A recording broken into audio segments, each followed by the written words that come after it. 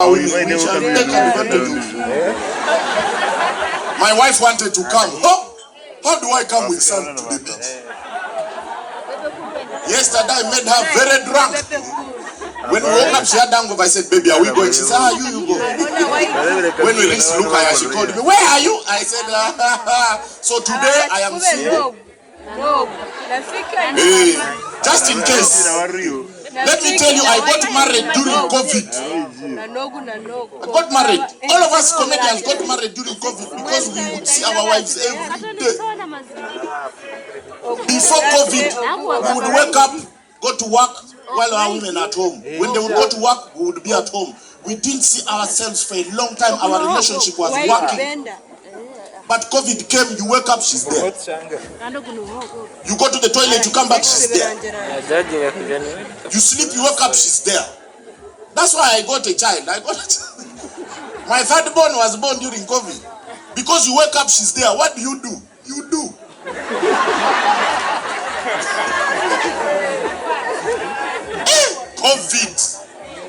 COVID came for us, I'm telling you. You people don't understand. Comedians, you could not work, no job, anything you do, police will come for you. We learned new tricks of surviving. The president said the only people who can do events are people getting married. Hey! The way we organize people's weddings. You people just get married so that we can perform for you. It was not easy. But I got my third born during COVID. I am a happy father of 3 now. The ones I'm aware of. There are 3. Hey, being a father is nice. So, how many of you have children? All of you. Do you know they are fathers? All of us. Let me tell you, when my wife was pregnant for the first time, I didn't know. She told me, "Baby, I am pregnant." I said, "Wow, impressive." You know, the first time she met me and said, "Salvador, what do you want in life?" I said, "I want to start a family." She laughed. "You are funny." After 3 weeks, she came and told me, "Baby, I've missed my period." I was like, "You are funny." When my wife was 9 months pregnant, she told me, "Baby, when we reach labor, you have to be in the theater when I am giving birth." I said, "Wow." So I went to YouTube and I Googled, how do men react when their women are giving birth? Enter. There were 7 videos. I watched 3 and I decided I will stay outside. Out of all those 7 people, all the men got traumatized. So time came, labor. We rushed her to the hospital. When I entered the theater, I told her, "Baby, good luck." When I was running, she said, "No, you have to be here. You are the father of this child. You have to show support. It is very romantic." I told her, "Baby, for the sake of our relationship, let me stay outside." She said, "No, you have to be a doctor. Tell him." Stupidly, the doctor was like, "Oh, Salvador, you have to be here when she's pushing." I said, "Okay, whatever happens to us after is not my fault because terms and conditions what? Apply." So we were there. The situation was tense. I held her hand to show support. The doctor said, "Push." I told the doctor, "We are pushing." Doctor said, "Push." I said, "Doctor, we are pushing." At exactly 10 p.m. on the 24th of March, 2013, I had the first cries of my daughter. Oh, what a joyous moment. They wrapped her in some bed sheets. They gave her to me. I was there feeling all lovely. Ooh, shububu. La la la. By the way, ladies, you can know you've given birth to a beautiful child when your friends react. If you give birth to a child, give your friends. If you hear them saying, "Ha la la, shububu, buju buju," just know your child is beautiful. But if they give you and you start,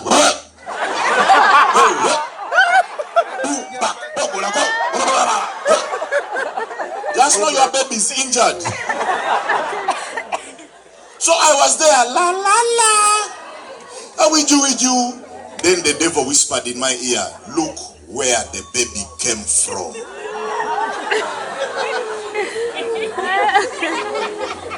I was busy there, la la la, with you.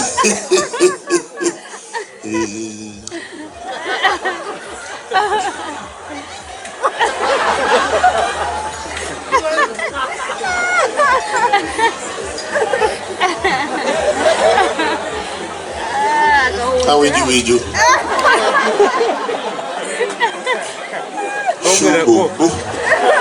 How many of you know the law of elasticity?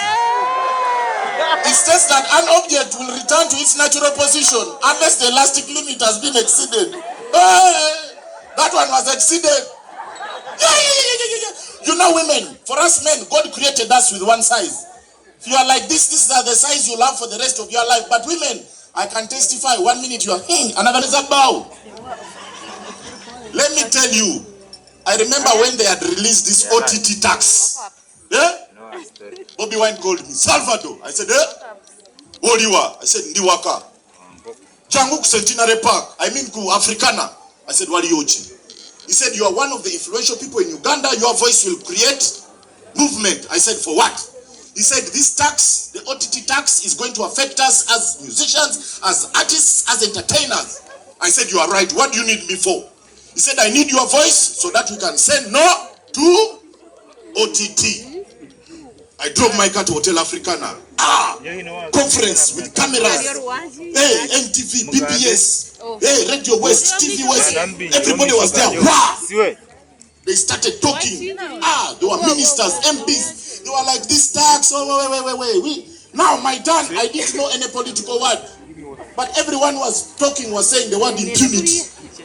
I said, I will use it. They gave me the microphone when it was my turn. I said, this tax is an impunity on our rights. Hey, the next day on social media, people started praising me. Salvador, thank you for fighting for us. You are the leaders we need. You are the people who are inspiring. I said, how? Inspiration? Me? I was very excited. Next time Bobby Wine called me, I didn't even wait for the phone to ring. Come, hello, Rasta, Chechiriwo. He said, Salvador, I need you again. I said, for what?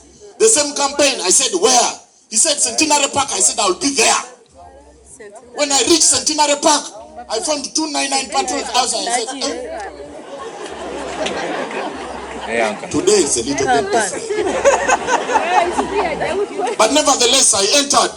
This time there was now international paparazzi, CNN, Al Jazeera, BBC, now the local ones, NTV. There were many people, ministers still. People started talking. Hey, this tax, what? They gave me the microphone. Said, this tax is an impunity on our rights. Hey, social media. Salvador, thank you for your consistency. You are being consistent. Thank you for fighting for our rights. Hey, inspiration. The third time, I'm the one who called Bobby Wine. Rasta Onjagalawa. He said, Salvador, I need you. I said, where? He said, we are taking it a notch higher. I said, where? He said, we are going to the streets. I said, to do what? He said, to protest. I said, okay. The day came. Everyone was in a red shirt. A-pass who? They were holding each other like this. This tax must go. This City Square. This tax police came. The usual tear gas. People started running around. My phone was ringing non-stop. I picked it up and they said, Salvador, what's up? I said, nothing, what's up? He said, are you okay? I said, what do you mean? He said, we are here watching on TV. They are beating people of OTT. I said, even me, I'm watching.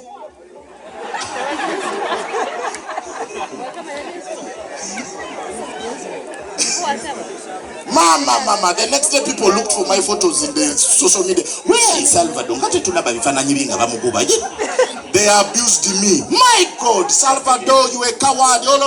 Hey. Let me tell you, did you see how Bobby Wine escaped? Bobby Wine had bouncers. They came, when they put him in that police patrol, they came and broke the police patrol and then he ran outside. As he was running, a designer saw him from afar. Bobby, my president, come. As Bobby was approaching, the man got a shirt, got a jacket and a cape and gave him fitting, no measurement. Bobby Wine ran back towards the police. Now the problem, our police are all from the north. For them, they were chasing someone in a red shirt. He was putting on red. Bobby Wine bypassed them. Imagine me, Salvador, running. The designer will be Salvador, our comedian. Come. Salvador, come closer. Legwai, oyambala size chi. But that tax bambi wasn't bad because a few months after, we found out that we now own our own airlines. Uganda Airlines was revived. I was like, oh, okay. It wasn't bad after all. Because Uganda Airlines was me. I've been blessed to travel. Madrat and Chico, Maulana and Rain, Amooti. We have traveled and we have used these different airlines. South Africa Airlines, Kenya Airways, Rwanda Air. We have used them. Beautiful. What sells these airlines are the hostesses. For those who have you ever traveled? Have you? Let me explain. The hostesses, when you come, they welcome you. You just hear the door, ding ding, welcome aboard. Now what they do is they front their local language first, then English. South Africa, they will first speak their language and then they will speak English. As soon as they close the door, you hear ding ding, Saubona.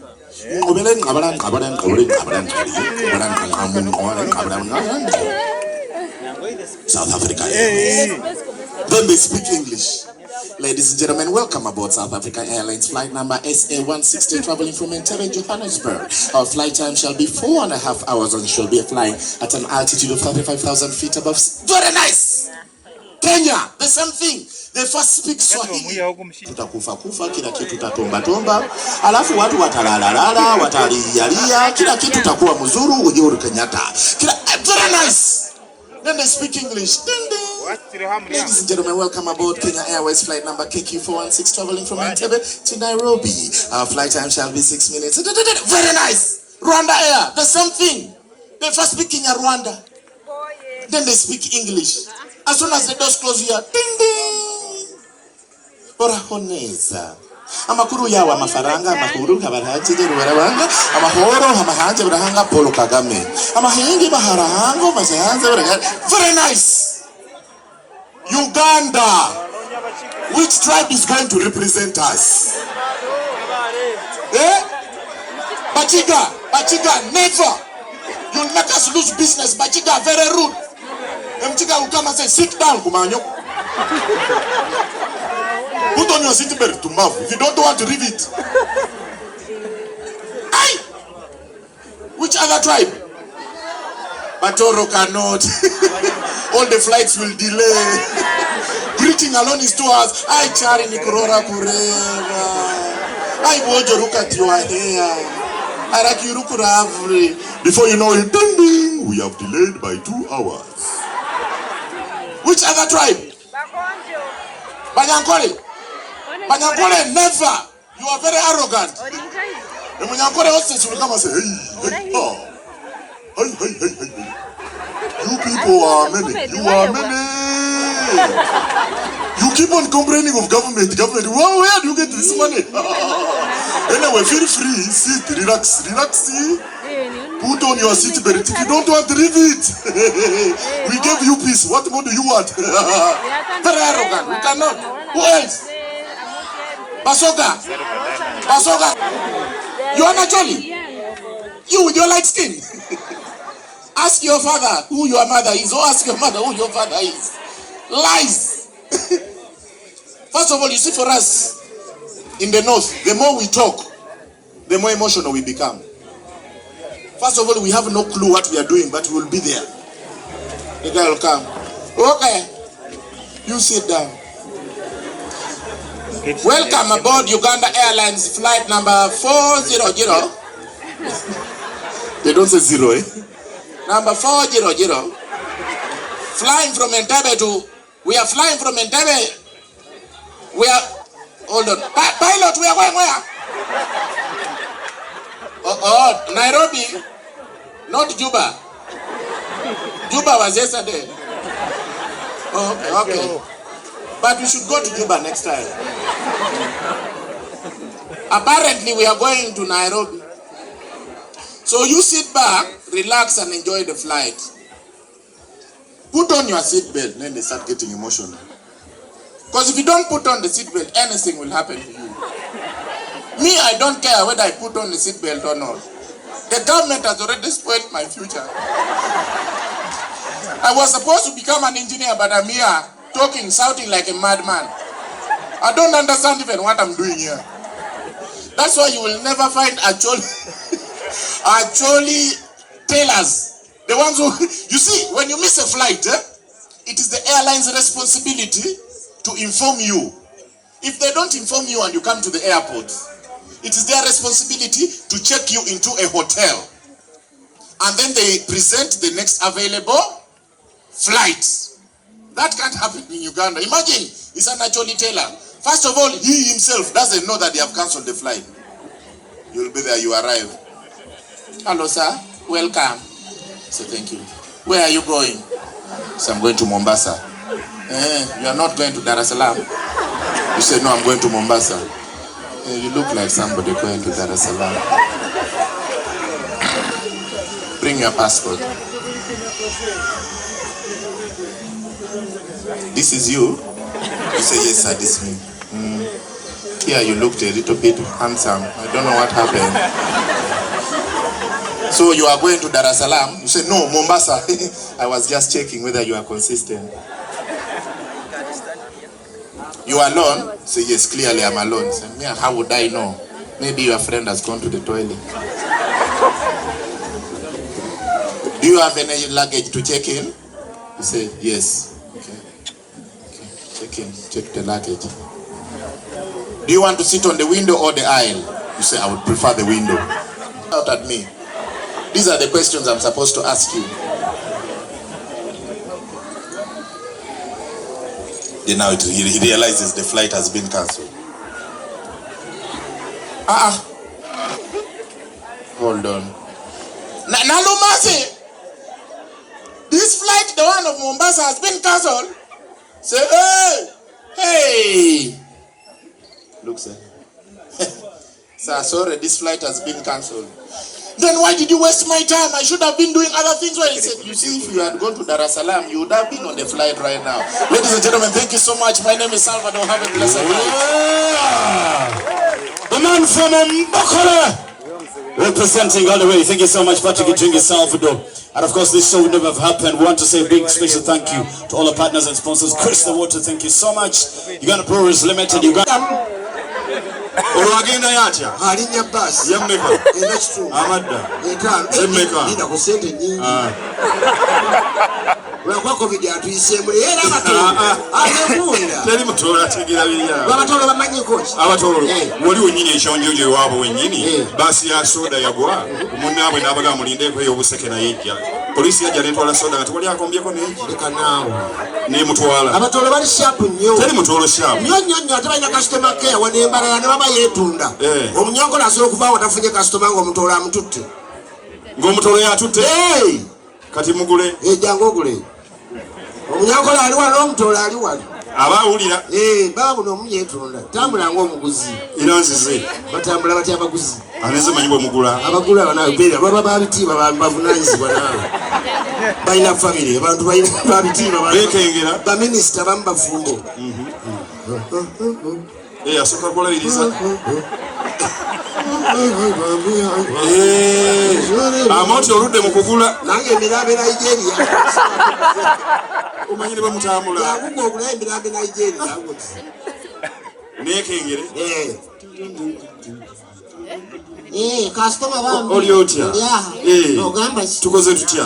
Mwenge wano yenda. Njagala. Shopping twali 15. Ezo nyingi. Owulira bwezi ogendera. Kati omutoola abeera wano ng'abiwulira. Aba awulira. Kulakula atandika mpola. Nze nyabo sente nyingi ezo siikusobola. Kasitoma. Owaire n'ogonza. Njagala. Omunyankole agamba. Ate oli aŋŋamba mitwalo 10. Omunyankole agamba eki? Mitwalo 10. Mitwalo 10. Short. Bw'ojoma weeha abantu nga basuma n'atunda poloti lundi. Simanyi. Simanyi nako. Oyina akasanvu. Sagambye. Otandise okweteeba. Weeteeba. Abanyankole. Ate nno ng'agudde wano Mbarara n'ogwa ku Munyankole mu kiga. Babbeeyi.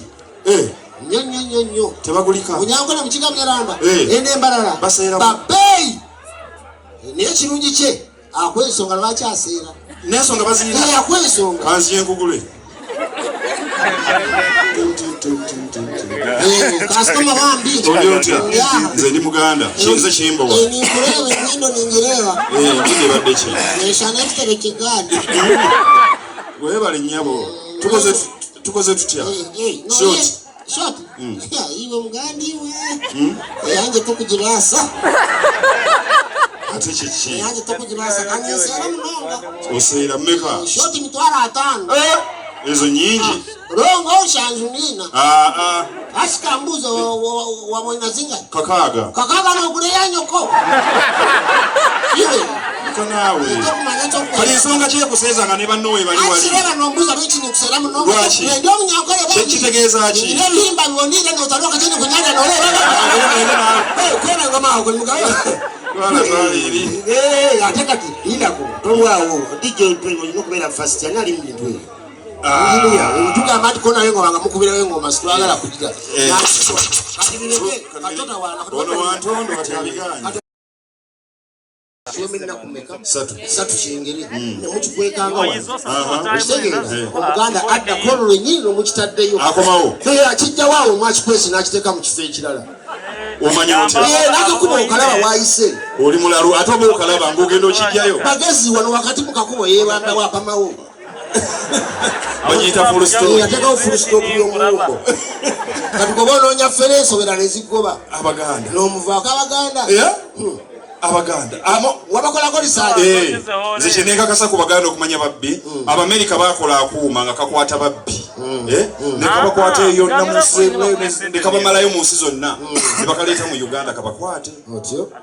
Bakasookeeza yeno Mbarara. Dakika 5 kakwata babbi 6 nga babba ente. Ne bakatwala ebusoga Jinja. Dakika 5 ne kakwata babbi 7. Ne bakatwala eggulu abalugwala sibabi kakwata yoogu. Weewunyira maama we nga Muganda tatawe mu lugwala ali mwakaganda. Ne bakaleeta ku State Square kakwata Abaganda. Mu dakika 5 baali bakabbyeko kennyini. Akuuma. Bakabba. Abaganda. Kuzanya n'Omuganda. Omuganda. Ayagala zemate olaba Omuganda afuna n'ennyonyogeze mu mukwano. Ate nga tumuliraanye. Ng'oli eri. Omuganda omukwano ali eri nga naawe oli eri n'akulaga nti alina ennyonyogeze. Gyebaleko. Kale bange. Bakuyitaani. Wangi? Naye ze mbadde nkwagadde. Lekalayo kwogera bw'otyo munnange. Naawe nsembere eno mpewo ete. Munnaye sibisobola ebyo. Okikuba ng'oluyi. Lwego Obuganda Sibakibbi. bakeneka. Ate wamanya nti omukeneka ne mukikola omwennyini. Abaganda akumanyiira. bamanyira Gwe wennyini gwe weebuusa noga ono mubbi. muli mulaavu nakkereka. Muli mukikolwa. Balobesa. Kati gwe Muganda nze bbaawo tewali anti bya romance tewali budde. Babayimba abaatisi bangi bagenda sumulula ekikopo. Sumulula ekikopo.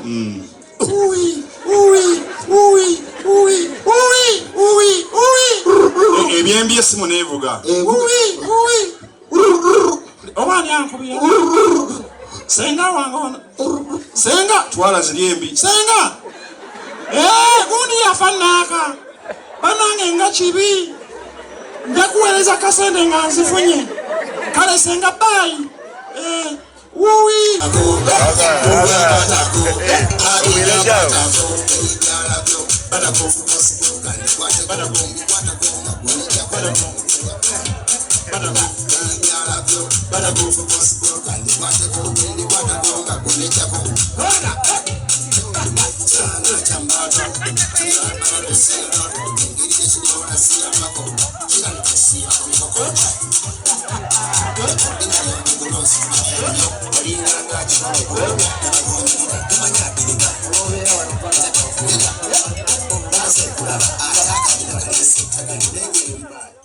In love.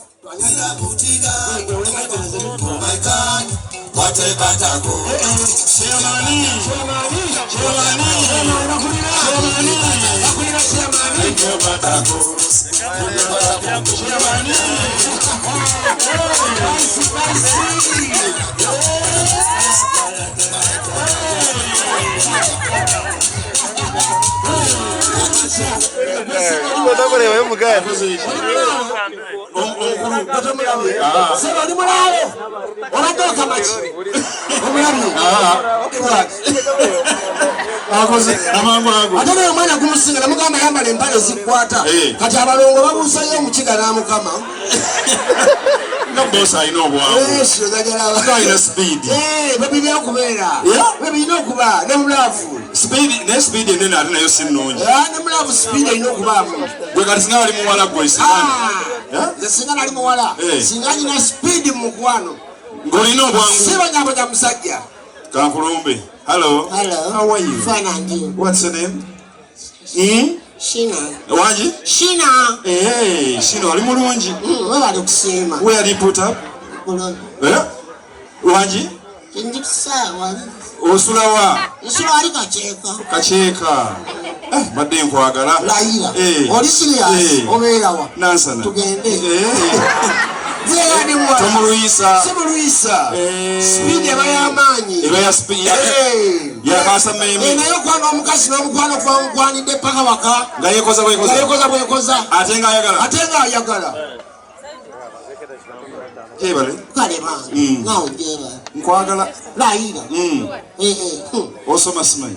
Ndi student. Osoma wa? Namiryango. Erionga lyabalenzi. Emanji wali. Atole ondabike oli kiwala kito. Era oli omu bw'agamba kuno kumbalala bagamba mwali olwo kiboyobonira. How old are you? Me. I'm making 19 next month. 19 19. Yeah. Wazalibwa mwaka ki? Nkaaga mu ebiri. Badde nkwagadde tugendeko ewaka. Munaye sisobola munange. Naawe. Sisobola mukwano. My parents are so strict. Naawe naye sisobola. Olabayo bulabi. Naye nze sibyagala. My parents are so strict. Namanya nti nyina n'omulenzi. Bazadde bo batya? Yeah, bagambwe. Muzadde wo yaani? Sali musale. Ate bamanya agambako anko wange omulala. Anko wani? Ani? Tinyefuuza. Mama. Atate anko tiye n'amala akimanya. Agambirawo dadi wange. Ani dadi wo? Museveni. Oliwo? Natugendege. Nawe saagala. Olabe bulabi. Nawe ebyo sibyagala. Nawe. Future yange. Nawe.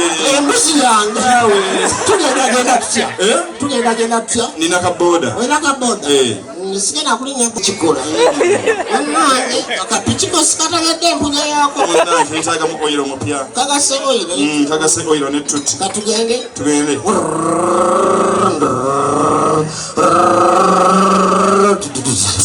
Allah. Wano wembeera. Embwa mugende. Tezija kuluma embwa. Nze nti mbagula wano tuyingire. Allah. Weewane wange. It's a nice place. Wakabi. You staying here alone? Mutunyomereyo mbeera wano bwomu. Are you staying here alone? Eddie, tell me the truth and shame the devil. Ndiwe bwomu. Are you sure you're staying here alone? Mbeerawo bwomu mukwano. Kale mbale manyi nti oli. Apple. Kankebeere mu firiji. Kebeera. Wogera alungi. Walungi munnange. Bannange eyo TV wagigulawo. Nagigula Panama. Panama. Panama nyanama. Esi bagiyita Panama. Esi bagiyita Panama. It's a flat screen baziseera. Nazigula $2 million. Tubeneeno wetu bwangu. Tuliddiiro gazi. Ddiiro gazi. Tolinawo na mukozi obeerawo bwomu. Mukozi wuuli naye asaagira mbwa zange tola n'olujegererwayo yazirina. Bannange olina ne movie. Ziyina movie bulijjo tokimanyi. Bannange gwe ng'oli wakabi. Buli movie gy'oyoya nze nagigula. Olina movie ki kati ndabeko? Gwe gy'oyoya. Olina Nigeria. Buli kimu nkiyina. Teeramuko. Oga, today I'm going to Lagos to see my brother. He owed me 25 naira. Yesterday I told the maker, give me my man up. She refused. Today I'm going to refuse them. I give the man of God. I said, posing him. Zake mabega fulani.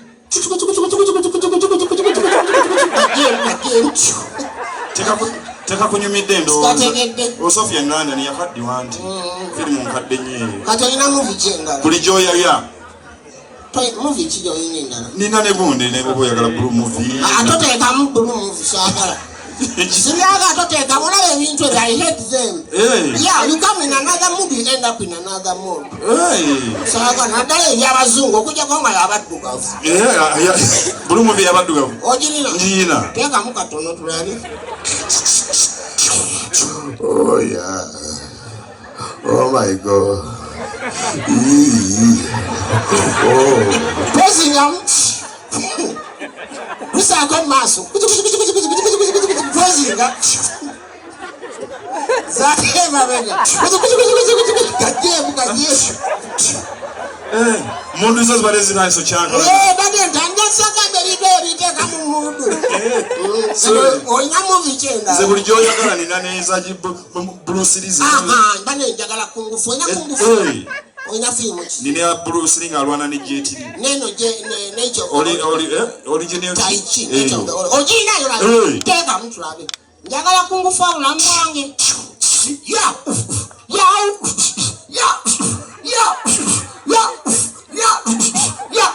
Pozinga. Kati Jet Li yaliwa so obuvi. Atolo wansi. Oye bolo yeni. Zanya. God. Go Katonda. Loves you. Abagala. Yes, give man aruga. Give man aruga. Ani ayino ruga. Bamuwa bugalo. Mumuwa bugalo.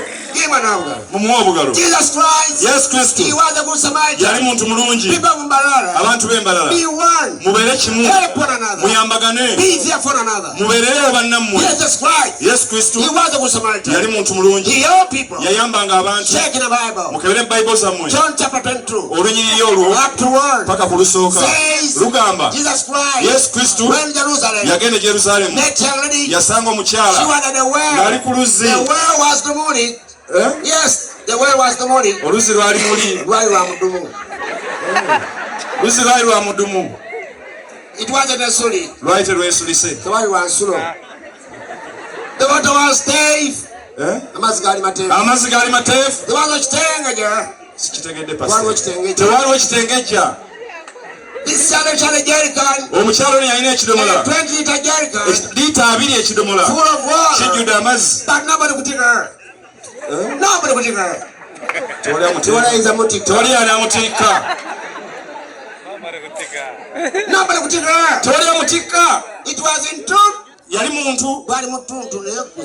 It was in truth. Bali mutuntu. The young lady suffered a lot. Omukyala yabonaabona nnyo. The woman wanjaga. Omukyala yanywa enjaga. The woman wanjaga. Omukyala n'anywa enjaga. Omukazi yawanjaga ne bannange. Waje musibira. Omukyala yawanjaga. She had n'enkata. Yes, she had n'enkata. Sikitegedde Teyalina nkata. teyalina nkata. N'ateba n'empumu. Yadde empumi. Yadde empumu negwe. She suffered a lot. Yabonaabona nnyo. What do we learn from that? Tuyiga kimu ekyo. Jesus Christ. Yes Christ. He died. Yafa. Because of our sins. Olw'ebibi byaffe. Because of our sins. Olw'ebibi byaffe. He was banged on emiggo. Bangladesh. Yakuwa emiggo. Bamubangada emiggo. He was banged on emiggo. Bamubangada emiggo. He worried. He worried. Yawooma. Yawoloma mbi yawooma. Weegatako naye. Oli musezi walya Yesu. Badde mpulidde wipasi. Yawoloma. Yawoloma. We have a sister here. Tulina sister waffe wano. Ordered from Rwanda. Abeera Rwanda. But now she's staying in Mbarara. Naye kati abeera Mbarara. She suffered a lot. Yabonaabona nnyo. Her family was killed Famire ye yattibwa. in the genocide. Mu kitta bantu ekyaliyo. The whole family was killed. Famire ye nettibwa. Even her. Naye yennyini. She was thrown an alti. Wangi? Yes, she was thrown an alti. Sikitegedde pastor. Bamutunga oluti. Baamutunga oluti. From behind. Okuva ennyuma. They thought she was dead. Balowooza afudde. Kumbe wapi? Kumbe wapi? Nguno. Kumbe wapi? Kumbe wapi? Kumbe wapi? She's got the sign in front of you. She's got the sign in front of you. Agenda kujja mu maaso gammwe. In Chinyarwanda. Mu Lunyarwanda. Because she can't speak another language. Takwata tasobola kwogera olulimi lulala. Apart from Chinyarwanda. Okuggyako Olunyarwanda. She's got the sign in front of you. Mwenna agenda kuwa obujulizi maaso gammwe. In Chinyarwanda. Mu Lunyarwanda. Ivo. Ivo. Ekivu. Mbavunulire negwe. Ani goyita ekivu. Mbavunulire. Avuunule. Sister Nyabenda. Sister Nyabenda. Please come over. Jangu Sister Nyabenda wano. Oh my God. Oh my God. Yeah. Up to now. Raba paka kati. Up to now she's still weighing. Paka nakati akyenyeenya. Awenyera. Paka akyawenyera. She has never won. Tawonanga. Testify, sister. Uwobujulizi nnyabo. And speak louder. Era oyogereko nnyo. Pastor Mani Sim. Pastor Nankani yetu tujuwe ekitiibwa. Pastor Mani kozere ebitangazo. Nankani yetu tutta abantu. Imani y'omuto.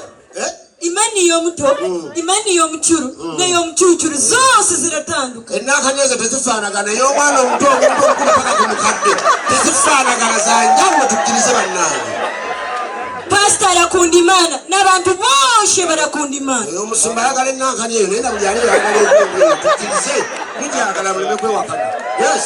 Ngenda kuteera endirimbo eri Imana. Akubakayimba akagiwaana nyabula. Layira Imana yanjye. Waayi tokumanyira genda obuyimbire ewammwe tokumanyira. Naye ate wamanyi mama nze nkutegedde. Pastor toli ku mulamwa. No, tunabeerako ekyo paka kufa yetandise tuli ku Nankani. Kati omukyala awadde obujulizi Imana okimanyi. Tunabeerako eyo paka. Awagambye Imana. Tunabeerako eyo. Mu lunyala Imana ye Katonda mu Lunyalwanda. Layira. Obadde omanyi ki? Pastor mugwenyufu. Pastor gwe mugwenyufu. We have a brother. Tulina muganda waffe. Was born an omulemu. Yazaalibwa alina omulimu. Yazaalibwa mulema. Batimanyi yazaalibwa. He was born an omulemu. Yazaalibwa alina obulemu. Tonight. Leero. God is going to wait tonight. Mukama agenda muwonya Because he was born with 6 diseases. Kuba bamuzaala endwadde mukaaga The zitira. doctors cured 5 of them. Badokita baawonyaako 5 ku zo. But the 6th one. Naye ey'omukaaga. Polio. No way. Neegaanirawo. But tonight. Naye leero. I know God is going tonight. Katonda agenda giwonya. Small boy was born an omulemu. Omulenzi omutono yalina Please come obulemu. over, brother. Jangu ssebo. Come over, brother. Jangu ssebo. He was born an omulemu. Yazaalibwa alina obulemu. Odduka kingo oli mulokole tulina mwoyo. Oh God. Jesus Christ. Oh my God.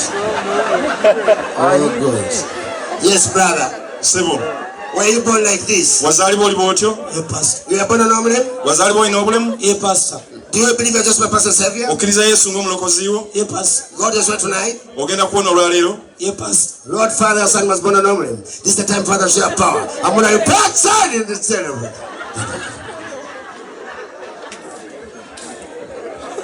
Oh God. Cool him. Yes. Cool him. Tumukuulinga. Lift him up to there. Lift him up to there. Up the name singer. Musitule pala ku speaker kuno. Yes, this young man, Polly, I know you are inside this young man. Polly in the head. Polly oli mutwe. In the head, Polly. Polly oli mutwe. This is the time, power, pressure, power. Ogenda kuvaamu. Polly on the head. Polly mutwe.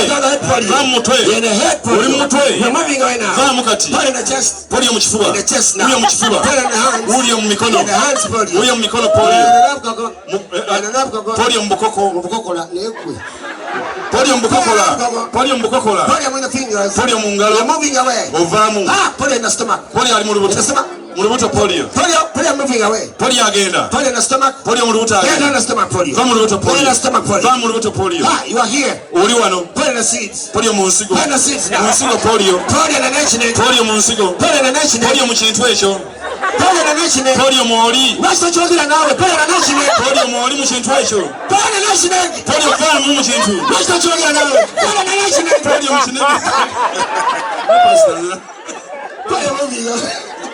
Polly in the mavi. Polly mavi. Muya. Muya. Energy. Mukama akuonyesha. Vaamu. Hallelujah. Amen. Amen. Hallelujah. Amen. Praise the Lord. Praise the Lord. Hallelujah. Sound Amen. ingine ya church liko muziki yani ati.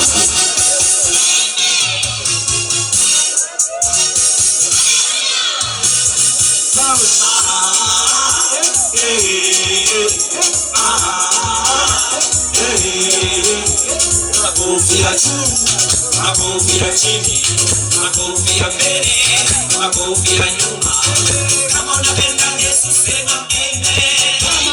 Kama unapenda Yesu sema hallelujah.